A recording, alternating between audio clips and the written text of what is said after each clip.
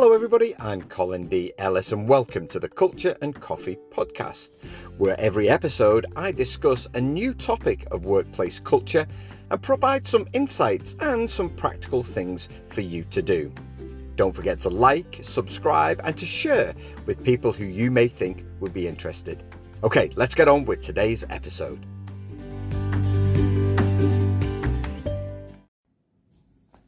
Hello everybody, it's Colin here. Welcome to another episode of the Culture and Coffee podcast, which I am recording in London today. I'm actually in a hotel room, so you will forgive the occasional door bangs, hopefully the normal pristine quality that you're used to. Also, it sounds like somebody upstairs is juggling furniture.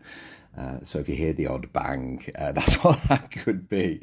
I'm hoping it stops for the entirety of this. If you're interested in the coffee, I bought an Americano from a place called Triology opposite Paddington Station. Absolutely delicious coffee. I had a little Ethiopian pour over there and then just brought that one back with me. Today I'm talking about scaling culture, which is quite timely because I am heading to Zurich to do a speech, Zurich in Switzerland, to do a speech on Thursday for a startup who have just reached that point where it's not really a startup anymore, like it is, because the business isn't that old. There's the doors banging in the background. It is in the sense that the idea is still new, the product is developing, they've got a really good product, but they're actually reached a number of staff where all of a sudden it doesn't feel like there's a connection to the founders, to the founding culture, like there used to be. I had a really great chat with the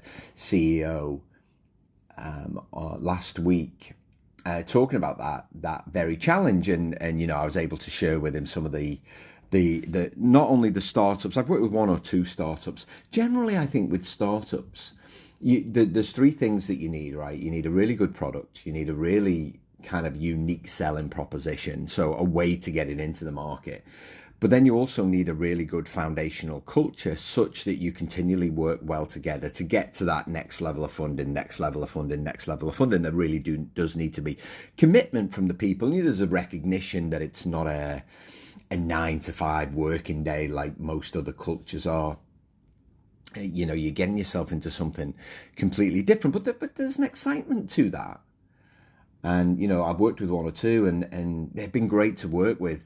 There's a real desire, and of course the startups that really thrive are the ones that actually do build a culture. It's not that common, I have to say, that startups build a culture. They just expect it just to be seat of the pants, everybody muck in, you do what you need to do. And I think that's fine to a point. But once you get to 30, 40 people, you really do need to establish a little bit more discipline in the way that you work. I still think there's a real connection to the founders, though. But I did work with a telecommunications company, and they acquired another telecommunications company. And that's slightly different, because at that point, what you've done is you've brought another culture. You brought two cultures together, and it was a merger. It wasn't an acquisition. It was a merger. The new merged company then went on to acquire two other companies. I'll talk about that in a second. So when you merge companies, obviously there's all of the financials, there's all of the paperwork, there's the operating model, and often that's the key focus. I understand why that would be the operating model. You know, how do we structure ourselves? How do we budget? All of these kind of things. But then in order to move forward as one new organization, you have to completely redefine the culture for the new organization. You bring what was good into both of those other cultures together, and then you redefine what good looks like moving forward. And so this telecommunications company did it in completely the right way. I think there was a legacy of the senior leadership team where some people thought it was more of an acquisition. Do you know what I mean? It's like, well, we're taking them over. You can call it a merger, but that's not the reality. And that can be a little bit of a barrier for some people. But they then went on to acquire two more businesses. And it's slightly different when you acquire a business, because when you acquire a business, you kind of fold the new people into the existing culture. And that it's really important then they have a really solid culture induction to make sure that they feel part of something. Also, what you want is their new ideas about how you can positively evolve it. And one of the things that we did was we set up a bi-monthly culture committee. And I would present some new content and almost act as a facilitator. Here's some new content, but also kind of what are we doing to make sure that the new ideas from the new people are actually folded into the way that we work. Now, when it comes to scaling culture, it's not just about startups. It's also about any organization that, kind of encounters a period of growth. Also, I work with pretty big projects to help them establish the project team before they go off and do their thing. And actually those projects, and some projects are like, Rolling Stones, they gather so much moss in terms of people and money. All of a sudden it's become this massive thing. And what you have to do is you have to scale the culture as the business grows, as the project grows, whatever it might be. Now, if you're an organization, that might mean actually looking at your values and saying, listen, these were the values that we had when we started the organization. Are they still fit for purpose? One of the case studies I used in Culture Fix was the fact that I went to Zappos, online shoe retailer in Las Vegas pre-pandemic, and spent 3 days with those guys there, and got to meet Tony Hsieh, who was then the late Tony Hsieh, who was then the CEO. I asked him a question about values. I've written about this in my new book, actually, Detox Your Culture, and his view on values was, our values will always be our values, they'll never change. And that's not something that I agree with, because actually, as the company grows, there's no saying that the things that you stand for today will be the things that you stand for in another 3 years. Now, that's not to say that you change your values all of the time. You definitely don't, although some organization could do with changing their values because they're rubbish. If your company's one of them, you really do need to say something. I'm happy to come in, of course I am, and help you, but they're just rubbish. Integrity, innovation, not values. Anyway, I'll get off that hobby horse. But I fundamentally disagreed with it. So every 3 years, every 5 years, you're going to be looking at your values when you relaunch your strategy, and you're going to say, are they still fit for purpose? But as soon as you get to a particular number of people, it does require a culture definition, a redefinition. And so what I often refer to is what's called Dunbar's number. Now, if you're not familiar with Dunbar's number, it's Robin Dunbar, who's an anthropologist. And he came up with this number I think it was the 1990s. Now, if you're interested, I'm an amateur anthropologist. I like to think so. I do so much reading. I'm reading this book at the minute about peoples of the world, which is just fascinating. It provides this real background on peoples, on social culture. For me to do the work that I do, and I do a lot of work with global teams, so I help them connect different social cultures, different generations. And that's part of my management program at the minute. So it's about understanding, kind of how work is different for each generation. But, if you're interested at all in culture, anthropology is obviously where it all starts, human and evolution. But essentially what Dunbar's number is, so Robin Dunbar, he found that once you get to 148 people, it's often rounded up to 150, but it's 148 he found. That's kind of the maximum number of people that you can kind of keep track of. He said that you have a small group of friends, so usually 5 to 10. You have then kind of a larger circle of what I would call good acquaintances.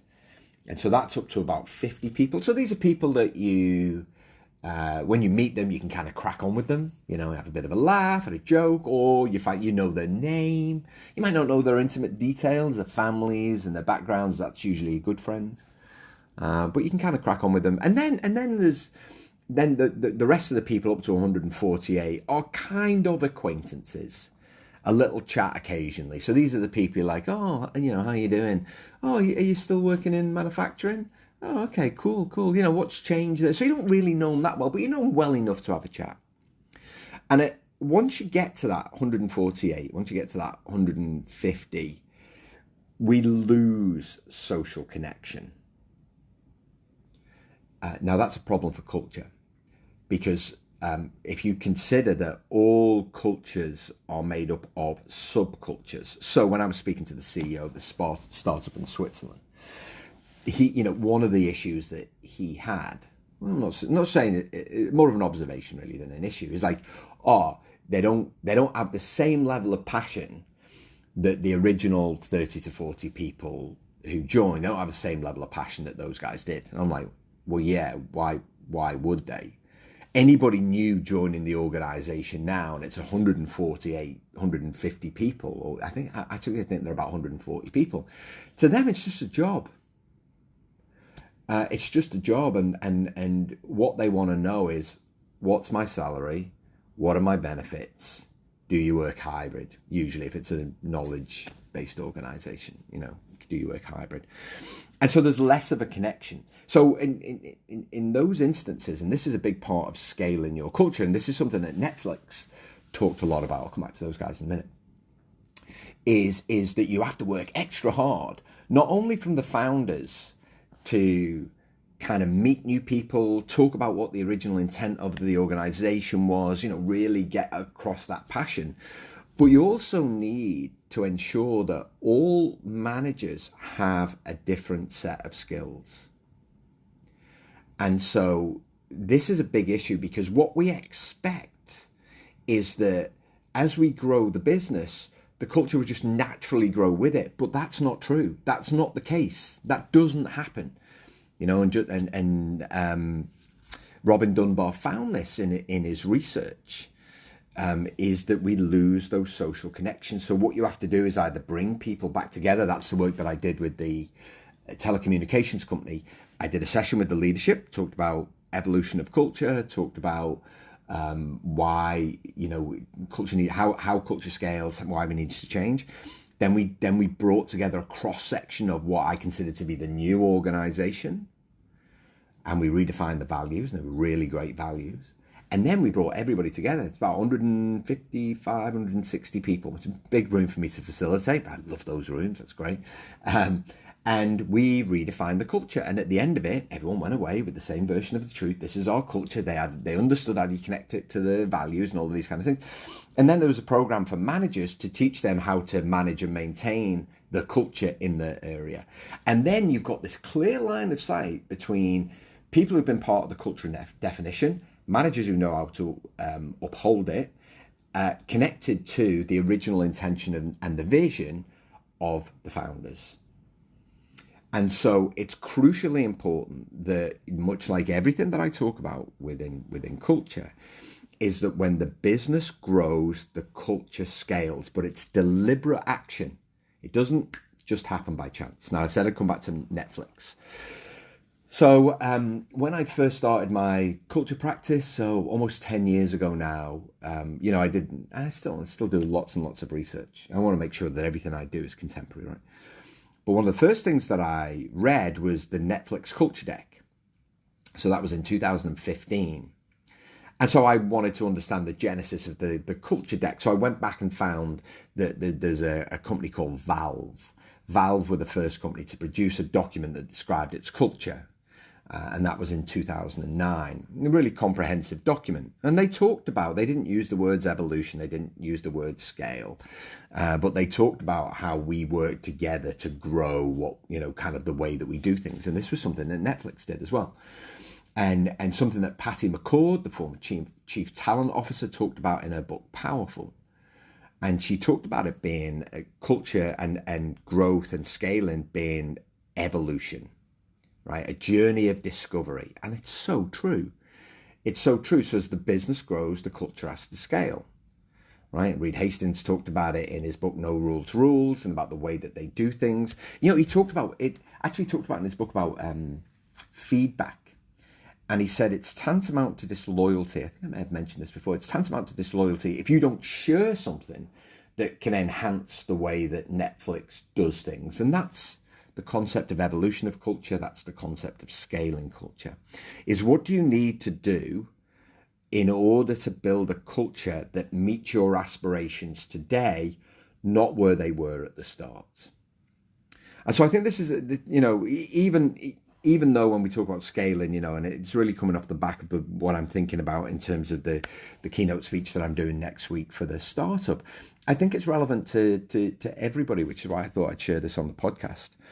Cultures don't change, they evolve. All right, I mentioned that on more than one occasion. They don't change, they evolve. So you've got to be constantly thinking about the level of activity that you have to undertake to ensure that the culture evolves positively and it evolves inclusively.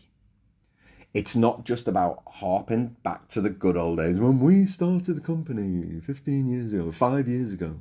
And that's great, right? You want a bit of that, but those stories are only useful if they provide fuel for the future. But as the company grows, people will come for the job, but they will stay for the culture, but only if it continually evolves and scales with the vision. And so that's the key thing to remember here. It's the same thing if you're building a new team out. If you're a senior manager, and let's say you start with 10 people and all of a sudden the work goes up, or you're given a bit more money to hire some new people. If the team grows, you have to scale the culture, and you keep everything that's good about the way that you work right now. You involve the team in this discussion. It's a workshop. But also you talk about what your new aspiration is, where you want to go, where you're headed. And then you make sure that people are involved in the definition of that. Because at that stage, people will have a sense of belonging. They'll have a sense of ownership. But crucially, they'll have a sense of pride that this is something that we're building to help the organization grow.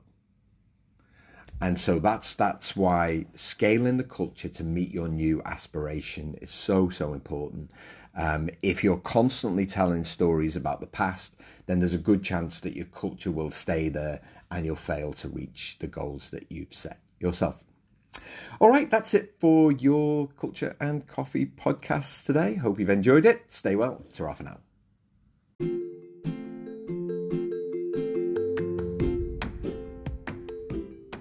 Thanks for listening to today's podcast. If you'd like to find out more about how I can help you transform the culture of your team, head to my website at www.colindellis.com.